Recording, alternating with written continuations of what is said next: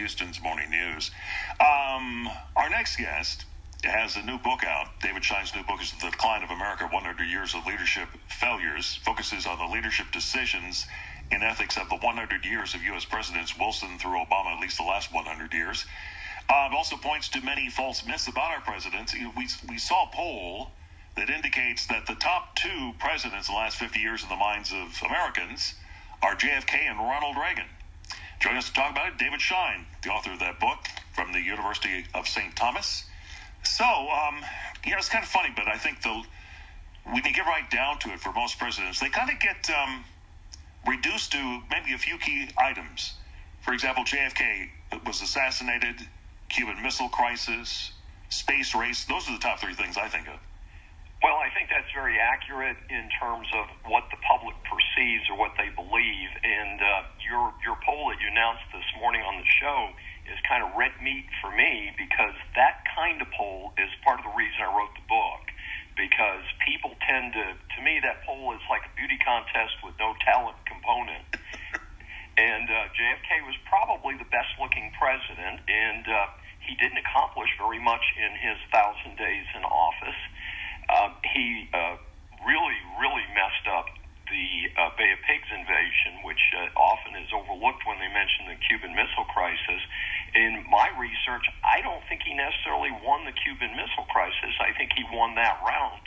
But I think Cuba eventually had the weapons that they were accused of attempting to acquire. They weren't actually acquiring them. The Russians were going to park them over there to use them, kind of like NOCO is using nuclear weapons to threaten the United States today. But eventually Russia ran out of money and couldn't keep the weapons there, so they're probably still sitting in bunkers somewhere but not usable. So largely what we think of for JFK is really not very accurate. To me, he had some good ideas. We didn't give him the lowest grade, but I couldn't give him a better grade than D, because really didn't accomplish very much. I give him credit for putting the United States on the path to the moon. One of the four victories of the United States in the last 100 years was definitely the fact that we won the space race. Okay, what about Ronald Reagan? How would Ronald Reagan rate on your list? He was the second most popular president. And interestingly, Reagan does come in second in my book, but not with a terribly high grade. How about a C+? And he comes in after kind of the dark horse candidate. Harry Truman is my number one pick for president over the last 100 years. And Reagan had a lot of good things to say. I like presidents who are cheerleaders for America, and there is no question but that Ronald Reagan was a cheerleader for America. However, a lot of people associate him with a great economy, and the economy improvement was largely bought at a dramatic increase for that time of the national debt. The national debt went from $1 trillion to $2.5 trillion at a time when we thought the economy was doing well. Yeah, the Carter years were disastrous, so anything would have been an improvement over the Jimmy Carter years. Speaking of Jimmy Carter, how low on the list was he?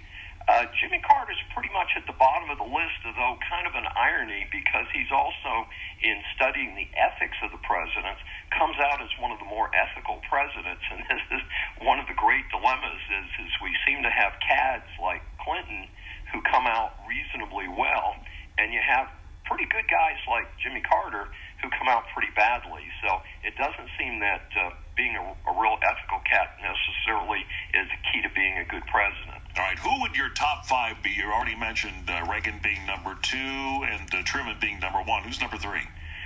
Oh, gee, let's think about it. Coolidge comes up on the list. Coolidge is the only one in 100 years who actually reduces the national debt, and he does it the right way. He decreases government spending, which is something that I'm pushing, is to do that. I think George H.W. Bush actually did a pretty good job following on Reagan, and I usually compare him to the unlucky group. He was not a very lucky guy. Ironically, a guy who had a great potential and didn't realize it was Herbert Hoover. Hoover often comes in, near the end because of the Great Depression, but he was probably, of the 17 presidents that I study, the best qualified to actually be president. A fabulous international business leader. He and his wife both spoke Chinese,